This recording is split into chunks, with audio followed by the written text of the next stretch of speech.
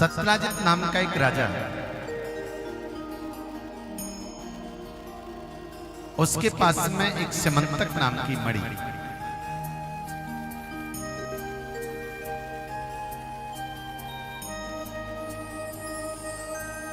राजा उस मणि को पहन करके भगवान कृष्ण के दरबार में आया और बार बार उस मणि पर हाथ डाले जो गले में पहन रखी थी। कभी इधर करे, कभी उधर करे, कभी किधर करे। ये कुछ लोगों की आदत होती है, जब कुछ लोग नई वस्तु पहनते हैं ना तो चाहते हैं कि दो चार लोग तो तारीफ करें ही करें। हाँ, चाहे कुछ भी हो, कोई आभूषण हो सकता है, कोई वस्त्र हो सकता है, कोई ऐसी अनोखी चीज हो सकती है जो जल्दी से सुलभ न हो, तो आदमी उसको दिखाना चाहता है। ये हम लोगों का स्वभाव बन गया है ऐसा। जब तक चार छह लोग तारीफ नहीं करें ना, तब तक हमें लगता है कि इसको पहनना बेकारी रहा है ना। मैया अगर ठीक ठाक सी साड़ी लिया और चार छह मैयाओं के बीच में ये तारीफ में, वाह क्या पूछो है, ऐसी साड़ी तो बड़ी मुश्किल है, कहां से ली आपने, हमारी काज मंगा दी है। मैया फिर सोचती है कि अब मेरा पहनना सफल हो गया। हाँ। तो ऐसा ही स्वभाव उस सत्राजित का, बार बार मणि को दिखा रहा है, बार बार प्रयास यह कर रहा है कि कोई इसकी प्रशंसा करे।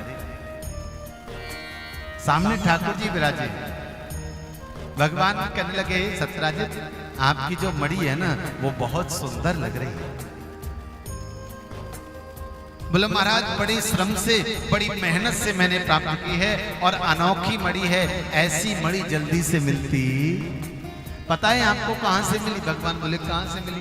बोले साक्षात भगवान सूर्य ने इसे मुझे प्रदान किया है। बहुत लंबे समय तक मैंने उनकी सेवा की, उस सेवा का प्रतिफल मुझे मणि के रूप में मिला है। प्रथम मैं इस मणि का पूजन करता हूं, उसके बाद यह मणि मुझे 8 बार सोना प्रदान करती है। भगवान ने कहा भैया सत्राजित ऐसा है, देखो ऐसी मणि तो महाराज के पास हो तो बड़ी अच्छी बात है, अर्थात यह मणि आप महाराज उग्रसेन को प्रदान करिए। सत्राजित ने कहा कन्हैया ये मणि मैं नहीं दे सकता, क्योंकि इसे मैंने बहुत ही यत्न के बाद में पाया है और ये वास्तविकता है। जब कोई वस्तु हमें बहुत मेहनत के बाद मिलती है ना, तो उसके साथ में जो अटैचमेंट होती है वो हमारी और ज्यादा बढ़ जाती है।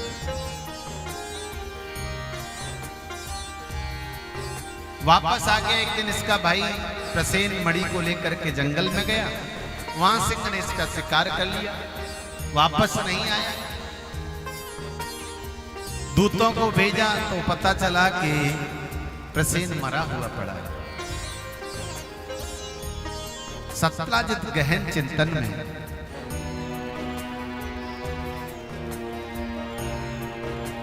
मंत्रीगणों ने पूछा महाराज ऐसा क्या हुआ? सत्राजित ने कहा हो न हो यह मणि कृष्ण ने ही हरण किया, क्योंकि कृष्ण ने इस मणि को मुझसे मांगा था और मैंने देने से मना कर दिया।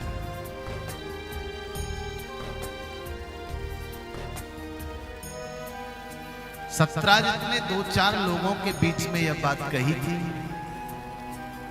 लेकिन बात फैलते फैलते द्वारिका तक पहुंच गई।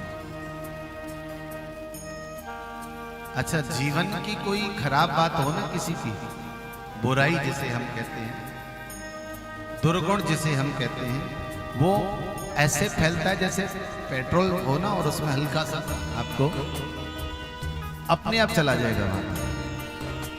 लेकिन कोई अच्छी खबर हो ना तो वो एक दीपक की तरह होती है, जो देसी घी का होता है ना, उसको जलाओ ना तो केवल उतना ही जलेगा जितनी ही बाती सामने है, पूरी नहीं जलेगी।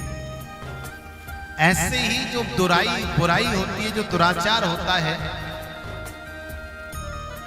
जो दुर्गुण होता है मनुष्य का, एक मनुष्य दूसरे मनुष्य के दुर्गुण को बहुत जल्दी और लोगों के बीच में पहुंच जाता है। आप 1000 अच्छे काम करो, हो सकता है आपको आसपास के गांव में भी कोई न जाने, लेकिन आप कोई एक काम गलत कर दो, दुनिया आपको पहचान जाएगी।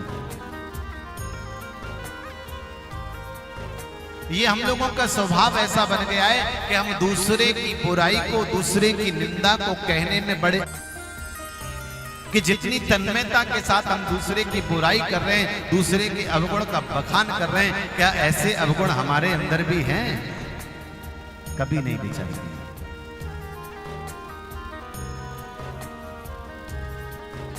भगवान तक बात पहुंच गई। उद्धव ने कहा, प्रभु आपने मणि का हरण किया, बताया नहीं। भगवान ने कहा, तुमसे किसने कहा?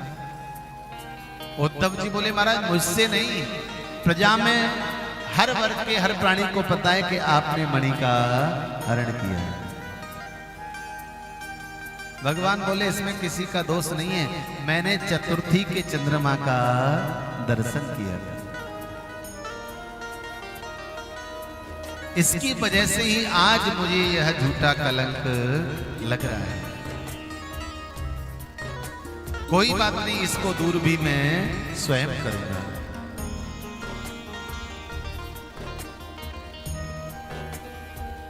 भगवान अपने प्रधान सेनापतियों को लेकर के वहां गए जहां प्रसेन का सब मिला था। उस सब के पास भगवान ने धनुष बाण को पड़ा हुआ वहां पाया जहां सब गिरा हुआ था, और देखा कि धनुष बाणों के पास से एक सिंह के पद चिन्ह आगे बढ़ रहे। भगवान उन पद चिन्हों का पीछा करते करते गए तो एक गुफा के दरवाजे पर जाकर के देखा कि सिंह मरा हुआ पड़ा है, और वहां से एक रीछ के चरण अंदर प्रवेश कर रहे हैं। कन्हैया सब जानते थे। उन्होंने मंत्री गणों से कहा कि देखो भैया, आप यहीं बाहर विराजमान रहो, 15 दिन तक देखना, अगर मैं आ गया तो ठीक है, नहीं तो द्वारिका चले जाना, मैं पहुंच जाऊंगा।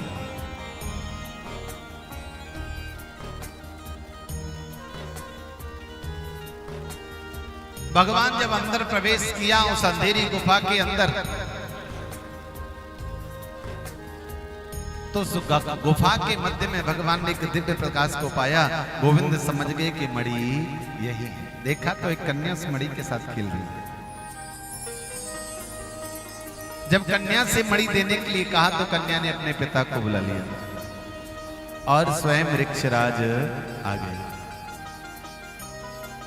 भगवान ने कहा, भैया ये मणि हमारी है। जामवंत जी बोले, देखो इस मणि पर मेरा अधिकार है, क्योंकि सिंह को मार करके मैंने इस मणि को प्राप्त किया है, और विजय होने पर जो भी वस्तु सामने वाले की होती है उस पर अधिकार आपका हो जाता है। भगवान ने कहा, मणि चाहिए, बताओ कैसे दोगे? बोले, युद्ध करना पड़ेगा, मुझे परास्त करो, मणि ले जाओ। ठाकुर जी ने कहा, ठीक।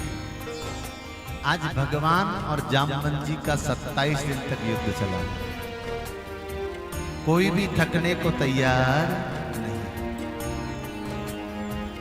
27 दिन द्वंद्व युद्ध चलने के बाद जामवंत जी को जब थकान अनुभव होने लगी तो उनके दिमाग में एकदम से ख्याल आया कि भैया, मुझसे युद्ध करने वाला यह कोई साधारण नहीं हो सकता, क्योंकि आज तक परमात्मा के अलावा दुनिया में कोई ऐसा योद्धा नहीं मिला जो कि और मेरे साथ में युद्ध में मुझे हरा सके।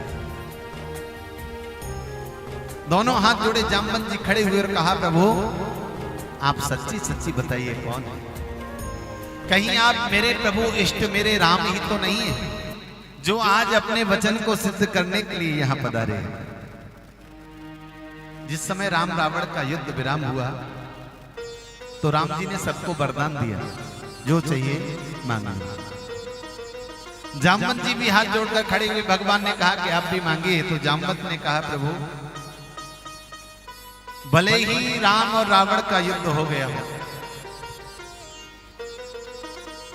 भले ही अनेकों योद्धा वीर धराशायी हो गए हों, लेकिन प्रभु अभी तक कोई ऐसा नहीं मिला जो मेरी इन भुजाओं की खुजली को मिटा सके। मेरी इच्छा है कि कोई मुझसे युद्ध करे और मुझे युद्ध में परास्त करे।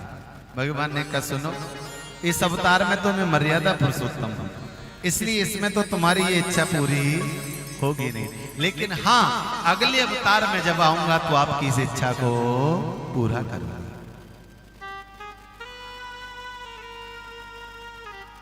तो जामवंत जी यही कह रहे हैं कि प्रभु आप कहीं वही राघव सरकार तो नहीं है। कन्हैया ने कहा बिल्कुल पहचाना, लेकिन थोड़ी देर से पहचाना। जामवंत जी दोनों हाथ जोड़े खड़े और मन का एक ही भाव है, प्रभु आपका यह दिव्य स्वरूप बहुत ही सुंदर है, सुगढ़ है, सलोना है, लेकिन मेरे हृदय में तो आपका वही स्वरूप बसा हुआ है जो धनुष बाणधारी राघव सरकार है। इसलिए प्रभु मेरी इच्छा है कि आज आप मेरे सन्मुख उसी रूप में दर्शन दें ताकि मैं आपके चरणों में प्रणाम कर सकूं। और ब्रज में कहा जाता है कि तुम